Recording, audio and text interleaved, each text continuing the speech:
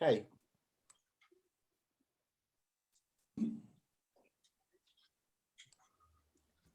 So just want to welcome everybody to the third meeting of the Royal Council, and we'll pass over to the chairman, Duke Estavius Soulsaver.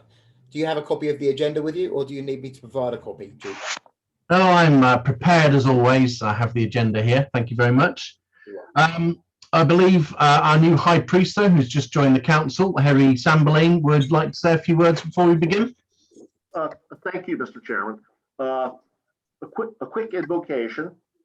O gods of light, please bless our king and his reign, and grant this council sound judgment in making recommendations to him. Amen. Thank you very much. Okay. This agenda item, obviously, we have a few people missing from the council on this meeting. The Royal Clerks, please let us know who's apologised for their absence. Yes, thank you, Chairman. We have apologies from Baron Serpio Blackshroud, and we have the Lord Crusader of Merle is just going to be a little late, but is expecting to join us shortly. I imagine he's collecting some taxes somewhere on the way. Little boys. Nice compliment. Okay, business from the last meeting is our first agenda point. So if the Royal Clerks could please remind us of what is still outstanding and needs discussing from then.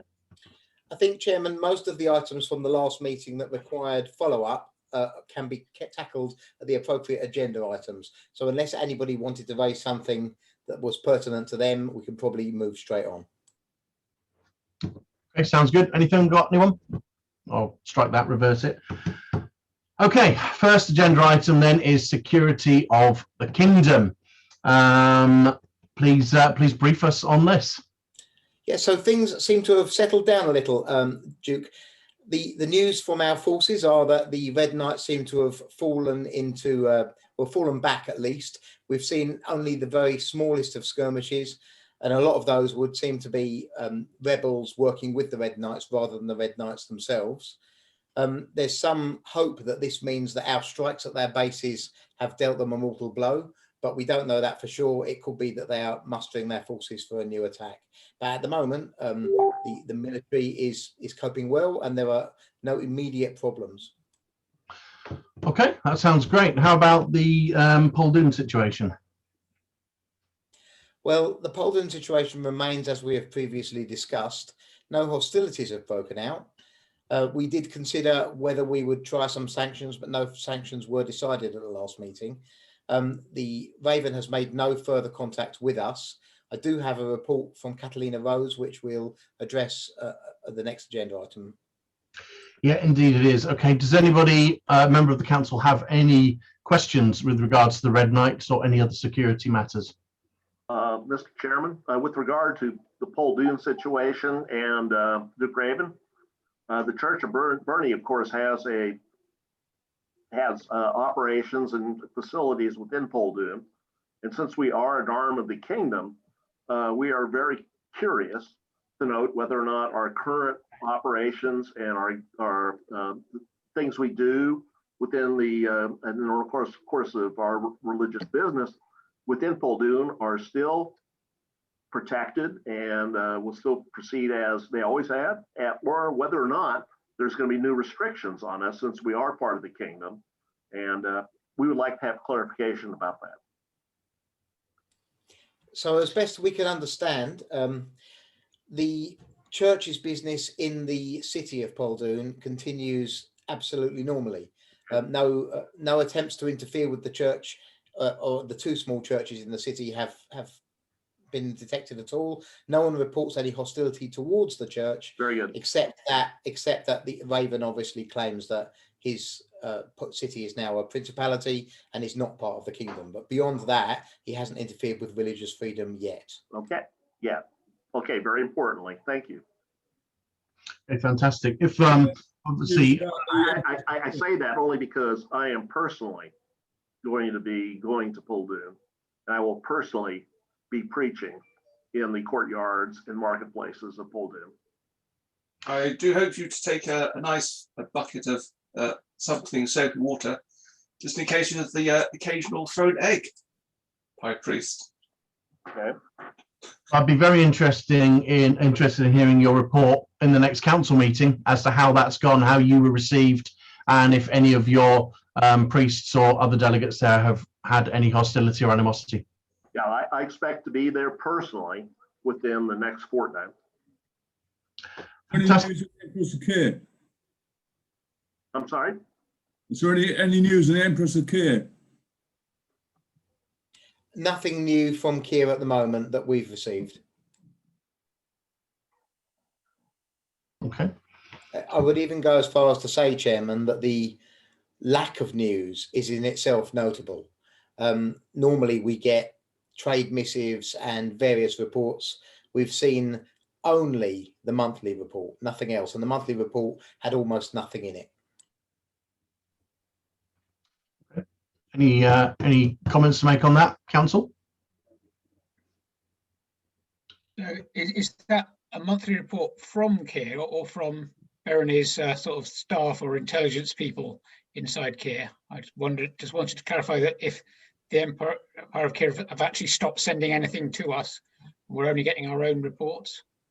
Yeah, sorry for not being clear, Baroness. The tradition between Berenice and Keir, as well as Berenice and Derwent, and to a lesser extent Berenice and the Frontier, is that a monthly missive is sent both ways. We send to them and they send to us. It doesn't contain a great deal of news. It simply is a tradition to create an ongoing unity between us. But there is normally some news in it. There's normally notable changes in personnel, for instance, within the within what covers for democracies there, what covers for their authorities. And we haven't really had anything. It was, the report was as empty as it could be while still being a report. Okay, so they're talking to us. They haven't entirely gone away, but they're not sending very much news. So that's Nothing. a potential thing to worry about. I agree, potentially, but not yet on the evidence we've got so far. So let's wait and see what happens with the next monthly report and then perhaps discuss further if we are still concerned. Okay, I think that brings us on to the aforementioned report from Catalina Rosie in Poldoon. So what information have we got there, please? Okay, well, you asked us to look into or to find out what magic she was using that would allow her to detect what was going on beneath the city. And I'm afraid that her response to us was as enigmatic as last time. She said that she has followed a path most of her life and become skilled in something that's quite unusual, and that's what allows her to do it. She says that these paths are followed by many adventurers, and different adventurers take different paths. Most adventurers only ever take one. The path she's taken is what allows her to look into what's going on with certain forms of magic in certain areas. So again, we are not magicians, so we can only report what she says, but she seems to think adventurers would understand what a path was. Well, that seems to suggest that she's a seer and is employing the spectral eyes ability, which I'm obviously familiar with through colleagues in the RGA. Anyone else got any thoughts on that? Aware of that ability and path? Yeah, so the seer ability is certainly one way that she could be, if she knows what the different demons or representations of the deadly sins are. She could be observing them using that. Yeah, that's my thought. I mean, if the ability of a seer and the knowledge of becoming a seer is not that uncommon, but being able to target your abilities on a specific individual requires a certain amount of knowledge, as I understand it. She obviously has that knowledge if she's able to view the location beneath Poldoon of the sins. So what I think we need to do, as we talked about last time, is not just have our civil servants speak with her and ask what she's been doing, but I think we need some qualified mages, indeed those who followed the seer path, to speak with her directly and find out how she is targeting that ability on these entities.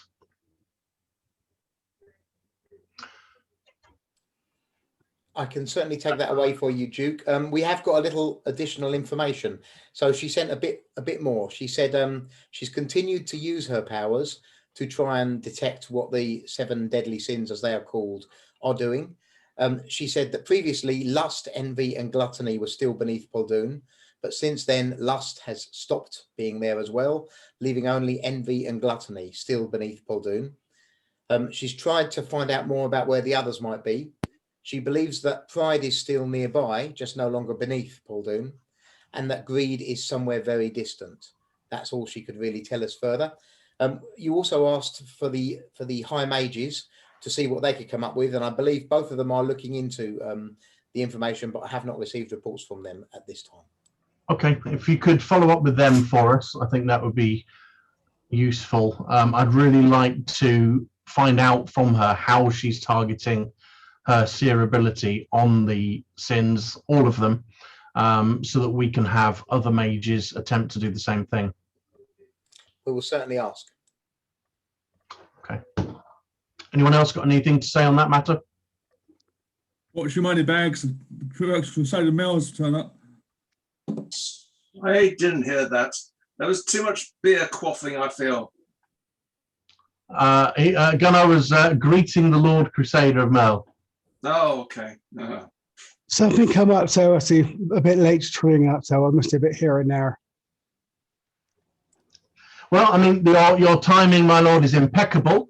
For the next agenda item is the proposed taxation changes within the kingdom. Please, royal clerks, enlighten us as to where we are on that subject, and I'll ask the Lord Crusader to respond. Certainly. So the Lord Crusader tasked us with putting together some ideas for where the taxation may go, and has given us some guidance as to what sort of direction we might go in, although we have found the guidance to be somewhat muddled. But I'm sure that is our fault rather than the fault of the Lord Crusader. So what we believe has to be done, see, the problem is some of the ideas that were suggested simply wouldn't raise sufficient funds. There's really no way to do this without, I suppose, targeting some things that people don't want us to. And that is just the difficult situation we're in.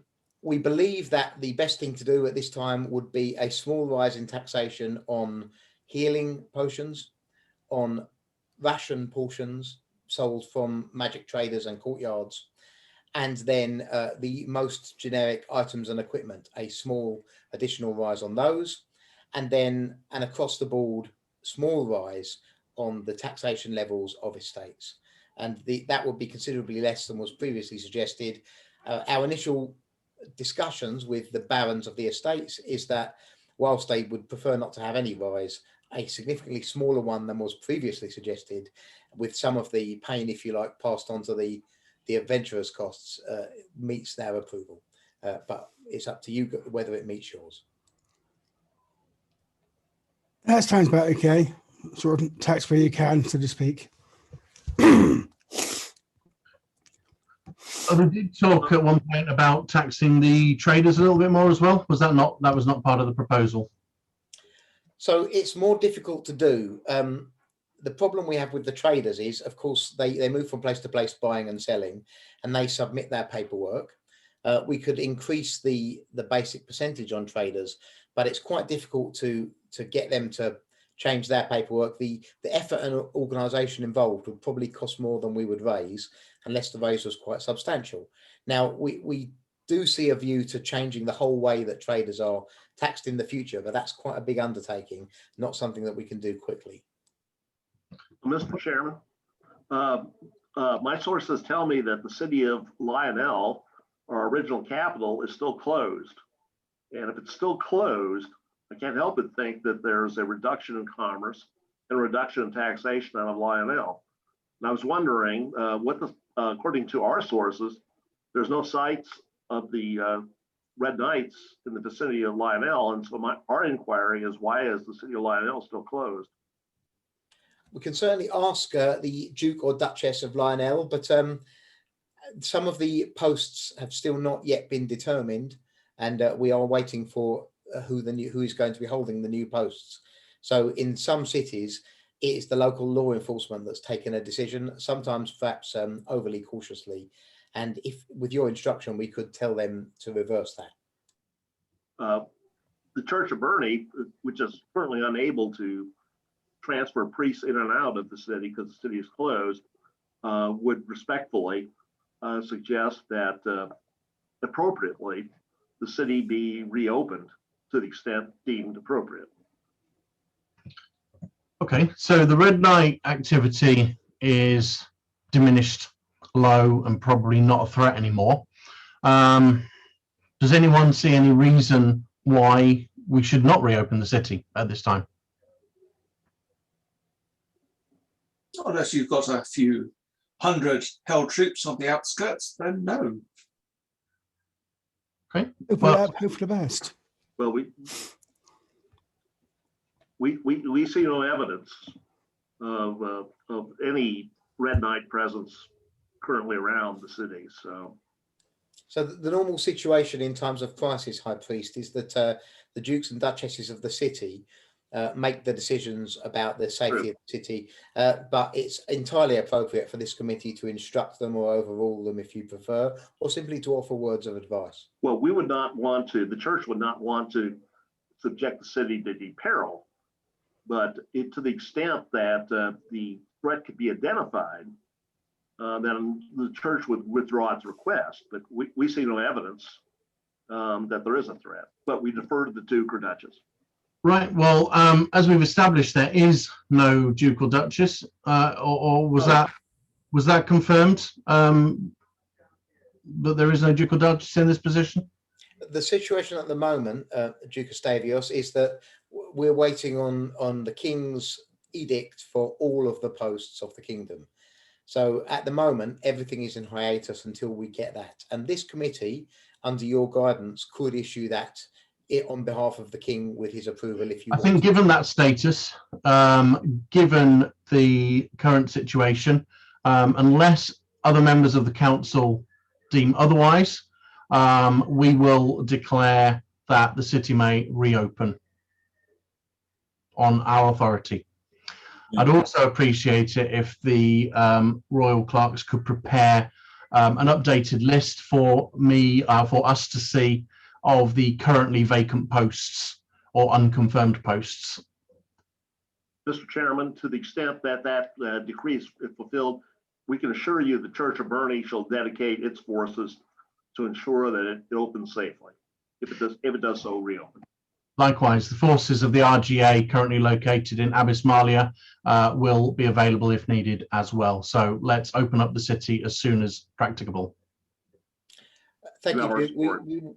We'll send that missive to the city, and we will send all members of this this council a full list of the vacant posts so that you can make a decision for the next meeting.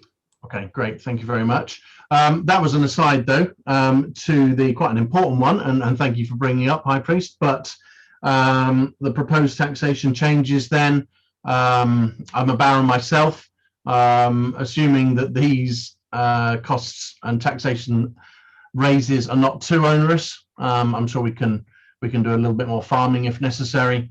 It seems reasonable to me. The Lord Crusader has proposed and accepted it. So again, any dissent, or shall we pass that motion and approve it?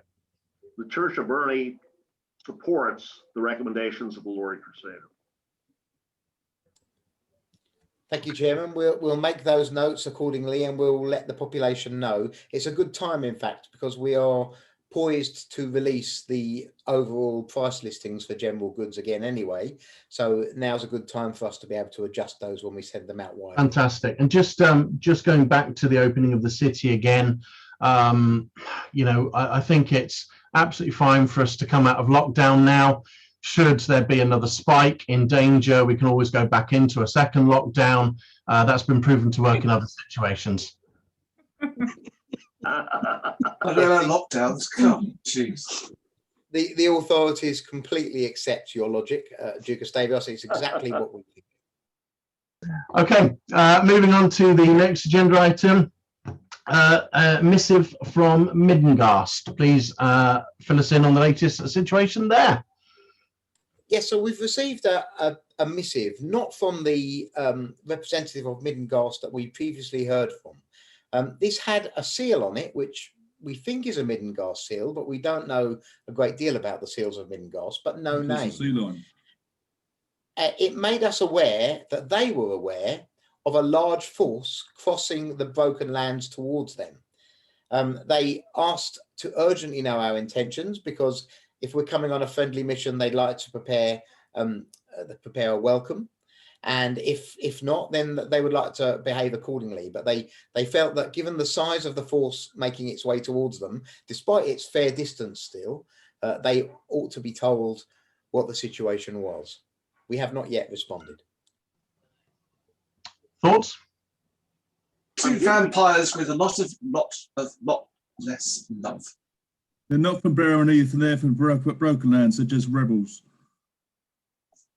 I'm concerned on how they know how much we're doing when we know so little on how they're doing. Where's their source of information? So those damn vampires just obviously need cleaning out. And they seem to know a lot about us, and have known a lot about us for a long time, and they seem to have real-time information on what we're doing. We have no idea what they're doing. What's going on? It's interesting that they're aware of these movements of forces, adventurers, when they're so far away across the Broken Lands. I'd agree with you on that. Perhaps they got a raven telling them what's happening. Baroness Miranda, I think you wanted to say something? Yeah, so I think at the last meeting we had a report, I believe, which was from the previous Middengast ambassadors, saying that they were aware that a group of adventurers was setting off across the Broken Lands. So whether it's a separate group of inhabitants, we don't know, but obviously they all seem to know what's going on the edge of the Broken Lands. So suggestions for our response. Well, you do realise that, of course, the vampires have a castle in the Broken Lands. You didn't know that. Okay. Yes. So they have ample spies, contacts, ways to monitor the progress of Barony forces. So I don't particularly feel that this is any great surprise to anyone. At least it shouldn't be. Well, except that wisps don't work in that area, and so blame it on Dermot. It is not the purpose of the forces, as I would call it, it's to send an ambassador and other interested people from Berry to discover more about the land, and that's, we should say that's the purpose. I don't believe, unless the Lord Crusader Shanna is going to kill every undead that she sees as soon as she crosses the border, that it's an intent to invade, it's an intent to discover more about them. And we've been assured that that won't be the case and that she'll act professionally, as I recall. Although, pity, really. Okay, well, that seems like a reasonable way to respond then. It is ambassador to Middengast with escort and bodyguards, but plus other interested Barony tourists. Well, thank you, Chairman. The Broken Lands are a very dangerous place, and so you would want a very well-armed entourage to escort the diplomat.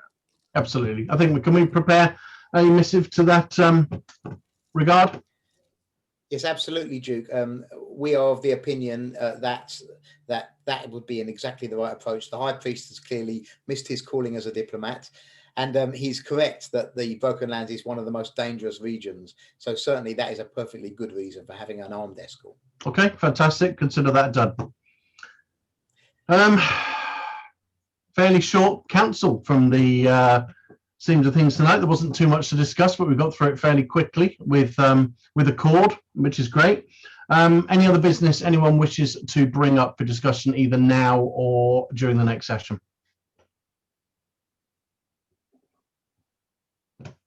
Well, undead joining the army and that been discussed, or did I miss it? The what? Which was that again? Various vampires and undead sort of joining the army to gaining citizenship. we discussing that, or we sort of put on hold again? It's certainly not on the agenda for tonight. Do you want to just give us a quick reminder? I'm just thinking, various vampires that are undead, if they join the army, they gain citizenship, but as and when the army gets called up, no matter what, they have to sort of join the fight, or they lose their citizenship. Mm-hmm. I think it's something like that. Same as anyone else, I suppose. I don't have any views on this. Does anyone have any comments to make? The RGA is, as is the army, and I know Miranda might have some other thoughts to me on this, but if they're proved to be loyal to the crown, I'm happy to give them the benefit of the doubt and accept them, as are the Royal Army. So I'm not sure what the issue is here currently. Chairman, if I may, just for the minutes, can I just make it clear? I think the Lord Crusader's making a motion or a proposal. Is that correct? Yeah. So if you have a seconder, then and if the chairman deems it worth a vote, you could vote on it, or you could decide at a later meeting, or you could say no if you prefer. So was this a comment to ban all vampires from the Royal Army? Yes, I'll vote for that. That's the question, really. Yeah, is that the motion that's being put across? As according to my notes, the motion is that they should be allowed to join the army and then would gain citizenship.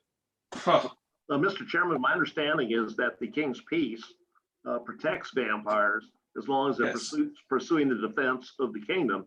So the pity. Even though the high priest, the Church of Berney, has certain perspectives on vampires, to the extent that vampires would join the Royal Army to fight on behalf of the kingdom, it looks consistent with the King's Peace under King George I. But that was Stephen King that made that speech.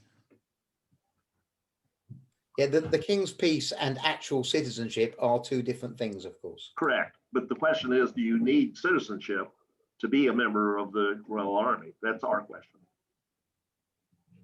No, not really. Anyone can pick up a king's coin at the moment. I think they just give them out to anyone.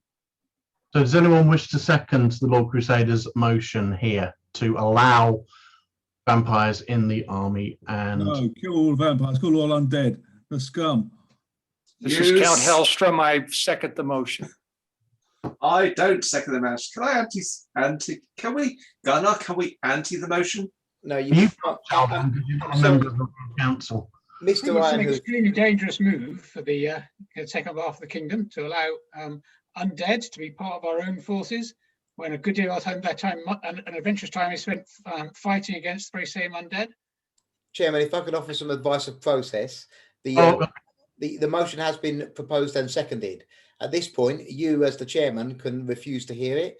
If you choose to hear it, then you would go on to discussion about it and then take a vote.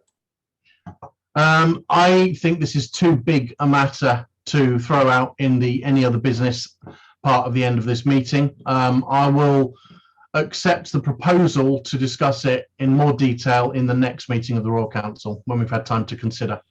Understood. Mr. Chairman, for the record, the Church of Berney has no problem with acceptance of vampires into the army. Citizenship is another issue. Shannon hates undead. Okay. I respect your position. If we all had the same position, life would be boring. Put those thoughts together, prepare your arguments for next time, and we'll discuss it at length and come up with a conclusion. Okay, last call. Any other business? Or are we done? I'm sure Gunnar wants to get himself another drink. So let's call it a night at this point. Thank you very much, gentlemen and ladies. Right. And that is the conclusion of the Royal Council for tonight. Any closing remarks from the Royal Courts? No, thank you, Chairman. We will file this missive about the meeting across the land in the usual way. Thank you very much. May the gods of light bless all of us and our King in the future days.